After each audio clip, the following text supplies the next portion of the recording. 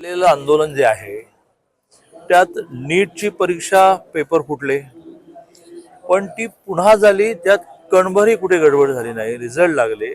आता cap round सुरू होतील आणि त्यामुळे त्या विषयाला घेऊन राजकारण करणं चाललेलं आहे आणि हे राजकारण विरोधकांनी थांबवलं पाहिजे.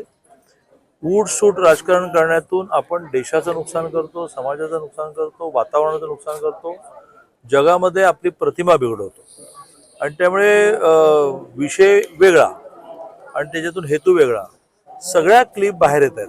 तुम्हीच बाहेर काढताय की हे कुठे शिजलं, याच्यातला हेतू काय आहे आणि फार लांब लांबपर्यंत जातील. आणि मी तुम्हाला एक सांगतो की लोकसभेमध्ये ज्यावेळेला चर्चेला उत्तर द्यायला माननीय अमित भाई किंवा माननीय नरेंद्रजी उठतील त्यावेळेला सगळ्यांची पोलखोल होईल आणि त्यामुळे वेळेस सावध व्हा.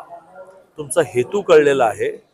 तुमचा हेतू जर हा असेल की ह्या देशामध्ये पेपर फुटू नयेत तर ते फुटूच नाहीत ना. पण एखादा पेपर फुटल्यानंतर म्हणजे एखाद्याने एक आंबा चोरला म्हणून त्याची शिक्षा फाशी नसते ना. आंबा चोरला तर त्याची समज देणं असते, मग आणखीन काही चोरलं तर त्याची शिक्षा किती ठरलेली असते. प्रत्येक गोष्टीची फाशी फाशी असं नसतं ना. त्यामुळे पेपर फुटू नयेत, विद्यार्थ्यांचं नुकसान होऊ नयेत यासाठी आपण सगळेजण प्रयत्न करतो आहोत. त्या पेपर फुटीनंतर मुलांना पटकन परीक्षा देता यावी, त्यांचे रिझल्ट लागावे, त्यांना ॲडमिशन मिळावं असा प्रयत्न चालला. पहिल्यांदाच देशामध्ये आपल्याला मिलिटरीला इन्व्हॉल्व करावं लागलं, पण त्याच्यावर टीका झाली.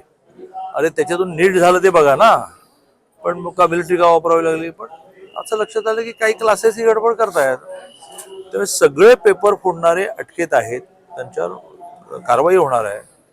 तरी आपण एकच दोषा लावून धरायचा याचा अर्थ काहीतरी हेतू वेगळा आहे. हे अधिवेशन डिस्टर्ब करायचं, या अधिवेशनामध्ये जी बिलं यायची ती येऊ द्यायची नाहीत, असा त्यातला खरं म्हणजे पहिला हेतू आहे. बाकी हेतू मोठमोठे आहेत, मला तुम्हाला जाहीरपणे सांगता येणार नाही. म्हणजे गप्पा मारा ह्या अटीवर की बाहेर कोट करणार नाही. तर तुम्हाला मी अशा लांब लांबपर्यंत लिंक नेऊन पोचवेन. तर काय चाललंय काय, तर देश संपवायचा विचार चाललाय का तुमचा? संपणारच नाही देश. गेल्या अनेक वर्षामध्ये पार मुघल येऊन गेले, ब्रिटिश येऊन गेले, त्या वेळेला राज्य गेलं, पण देश काय संपवू शकले नाही.